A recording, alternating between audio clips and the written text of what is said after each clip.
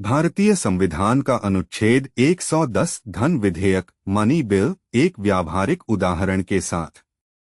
भारतीय संविधान का अनुच्छेद 110 धन विधेयक को परिभाषित करता है।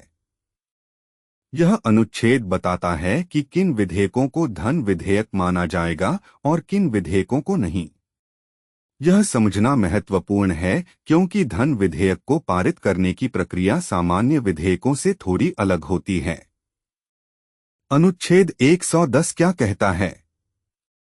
अनुच्छेद 110(1) के अनुसार कोई विधेयक धन विधेयक माना जाएगा यदि उसमें निम्नलिखित सभी या कोई भी विषय शामिल हों: कर लगाना, समाप्त करना, माफ करना, परिवर्तन करना या विनियमित करना, इम्पोजिशन, एबॉलिशन, रिमिशन, ऑल्टरेशन और regulation of any tax, Bharat सरकार द्वारा धन उधार लेना या कोई गारंटी देना, या भारत सरकार द्वारा लिए गए या दी गई किसी वित्तीय दायित्व का संशोधन, the regulation of the borrowing of money or the giving of any guarantee by the government of India or the amendment of the law with respect to any financial obligations undertaken or to be undertaken by the government of India। Bharat की संचित निधि या आकस्मिकता निधि की अभिरक्षा, ऐसे निधि में धन जमा करना या निकालना, the custody of the consolidated fund or the contingency fund of India, the payment of moneys into or the withdrawal of moneys from any such fund, Bharat की संचित निधि से धन का विनियोग, the appropriation of moneys out of the consolidated fund of India, किसी व्यय को भारत की संचित निधि पर भारित व्यय घोषित करना या ऐसे किसी व्यय की राशि में वृद्धि करना, the declaring of any expenditure to be expenditure charged on the consolidated fund of India or the increasing of the amount of any such expenditure, Bharat की संचित निधि या भारत के लोक लेखे से धन प्राप्त करना या ऐसे धन की लेखा परीक्षा करना, the receipt of money on account of the consolidated fund of India or the public account of India or the custody or issue of such money or the audit of the accounts of the union or of a state. उपरोक्त विषयों पर आनुषंगिक कोई भी विषय, any matter incidental to any of the matters specified in sub clauses A to F।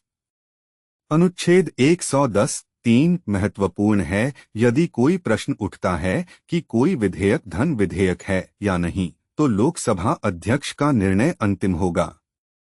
अनुच्छेद 110(2) में यह भी स्पष्ट किया गया है कि निम्नलिखित विधेयकों को धन विधेयक नहीं माना जाएगा यदि उनमें केवल निम्नलिखित विषयों से संबंधित प्रावधान हो: कोई जुर्माना या अन्य वित्तीय दंड लगाना, लाइसेंस के लिए फीस या सेवाओं के लिए शुल्क की मांग या भुगतान करना, स्थानीय या स्थानीय प्राधिकारी द्वारा कर लगाना, समाप्त करना, माफ करना, परिवर्तन करना या विनियमित करना। धन विधेयक पारित करने की प्रक्रिया। धन विधेयक केवल लोकसभा में ही पेश किया जा सकता है। इसे पेश करने से पहले राष्ट्रपति की सिफारिश आवश्यक है। राज्यसभा धन विधेयक को अस्वीकार नहीं कर सकती, लेकिन वह इसमें संशोधन की सिफारिश कर सकती है। राज्यसभा को विधेयक प्राप्त होने की तारीख से 14 दिनों के भीतर लोकसभा को अपनी सिफारिशें वापस भेजनी होती हैं। लोकसभा राज्यसभा की सिफारिशों को स्वीकार या अस्वीकार कर सकती है। यदि लोकसभा राज्यसभा की किसी भी या सभी सिफारिशों को स्वीकार करती है तो विधेयक को दोनों सदनों द्वारा पारित किया हुआ माना जाता है। यदि लोकसभा राज्यसभा की किसी भी सिफारिश को स्वीकार नहीं करती है तो विधेयक को उस रूप में पारित किया हुआ माना जाता है जिस रूप में इसे मूल रूप से लोकसभा द्वारा पारित किया गया था। व्यावहारिक उदाहरण: मान लीजिए कि भारत सरकार आयकर अधिनियम में संशोधन करने के लिए एक विधेयक पेश करती है। इस विधेयक में आयकर की दरों में बदलाव, कर छूटों में बदलाव या कर नियमों में अन्य बदलाव शामिल हैं। चूंकि इस विधेयक में कर लगाना, समाप्त करना, माफ करना, परिवर्तन करना या विनियमित करना शामिल है, इसलिए यह एक धन विधेयक होगा। एक और उदाहरण: मान लीजिए कि सरकार एक विधेयक पेश करती है जिसमें भारत की संचित निधि से किसी विशेष परियोजना के लिए धन आवंटित किया जाता है। चूंकि इस विधेयक में भारत की संचित निधि से धन का विनियोग शामिल है, इसलिए यह भी एक धन विधेयक होगा। निष्कर्ष: अनुच्छेद 110 भारतीय संविधान का एक महत्वपूर्ण हिस्सा है जो यह निर्धारित करता है कि किस विधेयक को धन विधेयक माना जाएगा।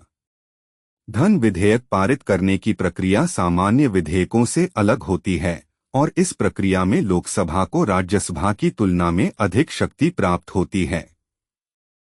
इस अनुच्छेद को समझना महत्वपूर्ण है क्योंकि यह देश की वित्तीय नीतियों को प्रभावित करता है। यह व्याख्या और उदाहरण आपको अनुच्छेद 110 को समझने में मदद करेंगे। याद रखें कि कानून जटिल हो सकते हैं और यदि आपके कोई विशिष्ट प्रश्न हैं तो कानूनी पेशेवर से सलाह लेना हमेशा सबसे अच्छा होता है।